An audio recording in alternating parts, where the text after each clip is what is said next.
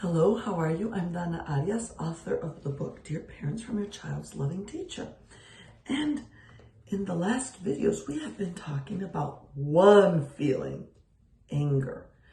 And we've looked at it and thought, well, anger is a feeling that I sometimes experience, and it takes me away from this being, the good angel. And I start behaving maybe like the bad angel that sits on my other shoulder. The one that says, let's do things this way. And this one says, no, it's more fun if we get into mischief. Well, we've looked at this anger and we've looked at what it feels like when we tightened our fists, or maybe we feel like a little in our stomach, etc. But we also have been talking about different words that can show how we can go from being peaceful all the way to being furious or irate. And we've matched them with colors so that we know how to express them or identify them, right? And those are really important things to do. But today we are going to look at an iceberg. Do you know what an iceberg is? Well, an iceberg is this big chunk, huge chunk of ice that is in the ocean. And lots of times we just see the tippy top of it, but we don't see what's on the bottom. And our angers can be like that.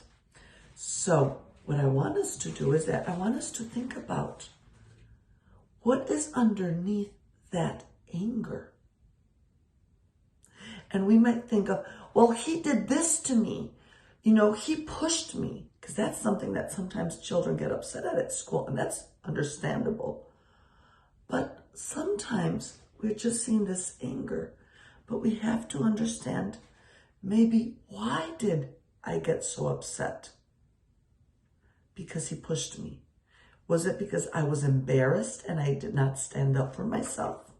You see, these are the feelings that are underneath, that when we don't know how to act or we don't know how to understand them, they show up as anger this way.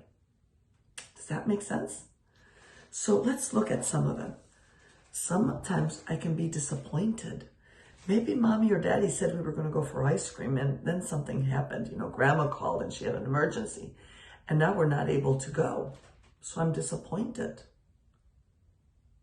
Maybe somebody said something that really hurt my feelings. Or I was embarrassed, as I said before, because I didn't know what to say. They were making fun of my new haircut, right? And I was embarrassed, or I was stressed.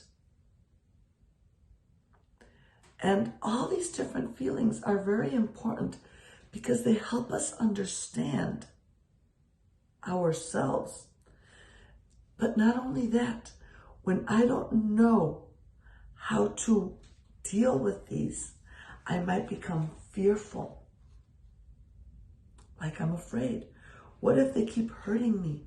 What if I keep on getting embarrassed? What if they keep on disappointing me?